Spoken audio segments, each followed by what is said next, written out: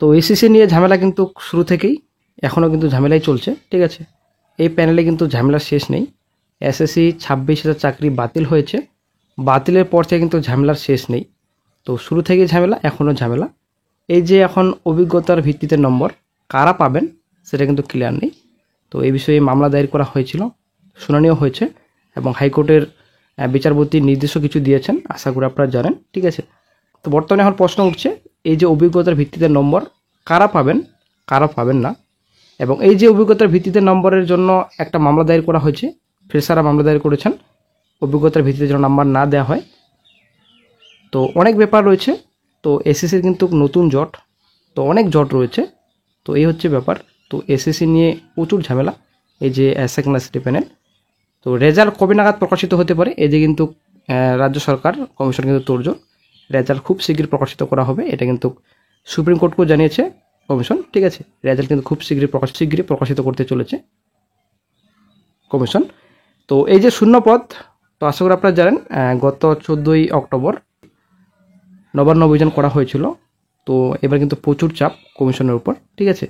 শূন্যপদ বাড়াতে হবে, কিছুদিন আগে আপডেট পাওয়া গিয়েছিল এবং একটা খবর আসছিল যে 7,000 কাছাকাছি ভ্যাকেন্সি নাকি বাড়াবে, যদিও এটা কতটা ঠিক জানা নেই। তবে তো ভ্যাকেন্সি বাড়বে আমার তো মনে হয় না, কোনো কিছু অবশ্যই একটা ডিসিশন নেবেন, যদি বাড়ে সব থেকে বেটার।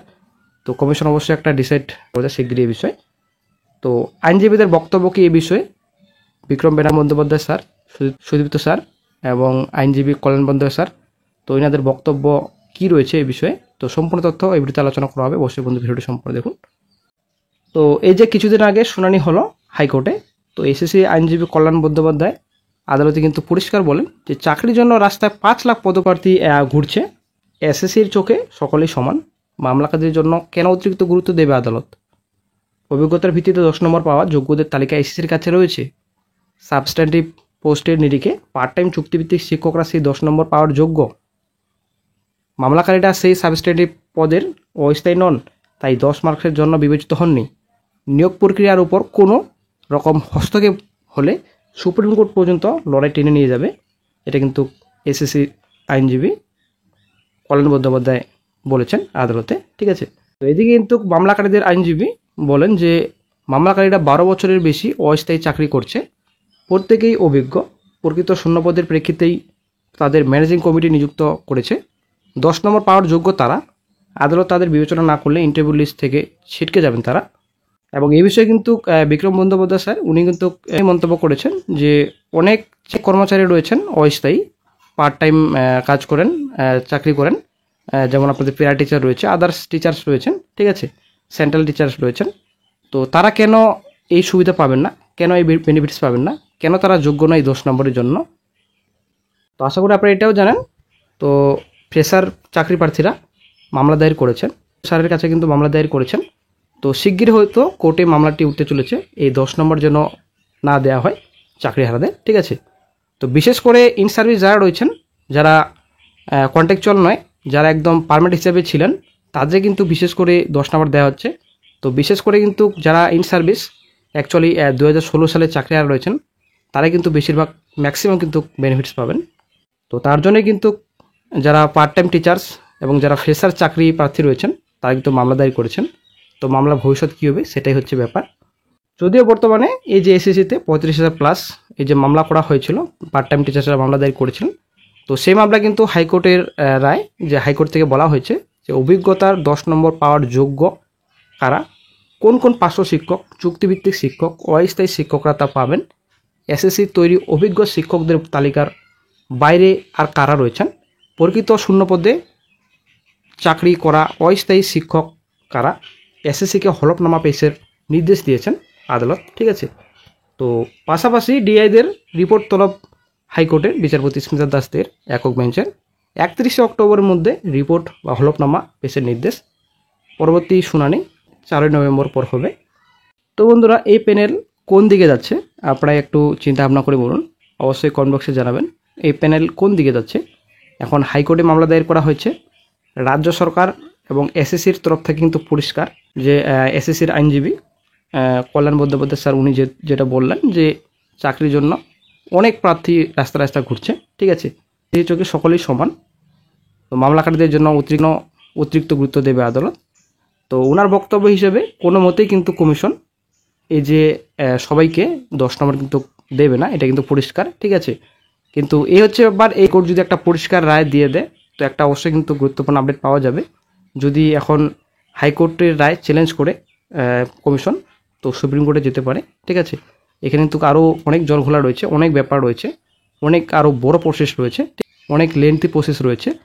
তো এদিকে কিন্তু ডেডলাইন বাধা রয়েছে, 31শে ডিসেম্বরের মধ্যে কিন্তু সম্পূর্ণ নিয়োগ প্রসেস কমপ্লিট করতে হবে এসএসসিকে, রাজ্য সরকারকে, ঠিক আছে। তো এদিকে কিন্তু ডেডলাইন রয়েছে, আর এদিকে কিন্তু মামলার পর মামলা, ফ্রেশাররা মামলা দায়ের করেছেন, এদিকে পার্ট টাইম টিচার্সরা মামলা দায়ের করেছেন। তো মামলার কিন্তু শেষ নেই, এই এসএসসি নিয়ে কিন্তু মামলার পর মামলা, মামলার পর মামলা, ঠিক আছে। হাইকোর্টে, সুপ্রিম কোর্টে, সুপ্রিম কোর্টে, হাইকোর্টে, এই চলছে বর্তমানে এখন রাজ্যে এসএসসি নিয়ে। তো একদিকে অনেক চাকরি প্রার্থীরা বলছেন, চাকরি হারাও বলছেন যে অযোগ্য চাকরি হারা অনেক বসেছিলেন পরীক্ষায়, এই সেকেন্ড এসএসসি পরীক্ষায়, তো এই প্যানেল বাতিলও হতে পারে, ঠিক আছে। তো যদিও এই বিষয়ে কোনো কিন্তু অফিসিয়াল আপডেট নেই যে মামলা দায়ের করা হয়েছে, শুধুমাত্র কিন্তু মন্তব্য করছেন অনেকেই যে অনেক চাকরিহারা, অযোগ্য চাকরিহারা অ্যাকচুয়ালি পরীক্ষায় বসেছিলেন। তো কিছুদিন পর হয়তো কালী পূজার পরেই 3,500 মতো কমিশন অযোগ্য লিস্ট দেবে, আশা করা যায় অযোগ্য চাকরিহারার নাম প্রকাশিত করবে।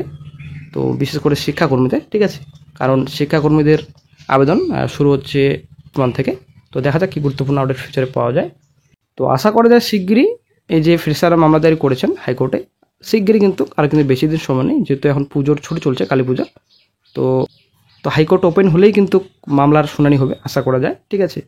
তো কিছুদিন আগে যে মামলার শুনানি হয়েছিল ভ্যাকেশন লিভে এবং আর্জেন্ট ম্যাটার হিসেবে কিন্তু শুনানি হয়েছিল, তো কোনো কিন্তু লাইভ স্ট্রিম হয়নি, আশা করি আপনারা জানেন। তো বাই চান্স যদি ফ্রেশার চাকরি প্রার্থীদের পজিটিভ কিংবা নেগেটিভ রায় আসে, বাই চান্স যদি পজিটিভে রায় আসে তাহলে কিন্তু হয়তো কমিশন সুপ্রিম কোর্টে দৌড়াতে পারে, ঠিক আছে। সুপ্রিম কোর্টে অবশ্যই কিন্তু চ্যালেঞ্জ করবেন। তো বাই চান্স যদি এখন হাইকোর্টেও যদি ফ্রেশাররা হেরে যায়, নেগেটিভ রেজাল্ট আসে, হয়তো সুপ্রিম কোর্টেও যেতে পারেন, এই হচ্ছে ব্যাপার। তো অনেক ব্যাপার রয়েছে এখানে, মামলার পর মামলা হয়েছে, তো কী হবে সেকেন্ড এসএসসির ফিউচার, সেটাই হচ্ছে ব্যাপার। তো অবশ্যই বন্ধু কমেন্ট বক্সে আপনারা জানাবেন ভ্যাকেন্সি কি বাড়ানো উচিত। তো এটা কিন্তু সবারই দরকার ভ্যাকেন্সি, কারণ যারা ফ্রেশার চাকরি প্রার্থী রয়েছেন, যারা বেকার চাকরি প্রার্থী রয়েছেন, অবশ্যই কিন্তু ভ্যাকেন্সি দরকার, কারণ 35,000 মতো ভ্যাকেন্সি কী হবে। তো আবার এদিকে অভিজ্ঞতার জন্য 10 নম্বর দেওয়া হচ্ছে, এছাড়া আবার এই 10 নম্বর দেওয়া হবে ইন্টারভিউ আগে। তো বিশেষ করে কিন্তু ইন সার্ভিসরাই চাকরি পাবেন, যারা ফ্রেশাররা কিন্তু খুব কম চাকরি পাবেন, এটা কিন্তু সকল চাকরি প্রার্থীদের ধারণা এবং ভাবনা। তবে বন্ধুরা বর্তমানে এসএসসির মতিগতি দেখে এবং রাজ্য সরকারের মতিগতি দেখে কোনোভাবেই কিন্তু আশা করা যায় যে পিছু হাঁটবেন না এসএসসি, ঠিক আছে। এই যে শূন্যপদ বাড়ানোর জন্য আন্দোলন এবং এই যে মামলা দায়ের করা হয়েছে, তো এসএসসির মতিগতি দেখে কোনো মতে কিন্তু আশা করা যাচ্ছে না যে এই বিষয়ে ডিসিশন নেবেন কমিশন এবং এই বিষয়ে পিছু হাঁটবেন। তো কি হবে সেটা হচ্ছে ব্যাপার ফিউচারে।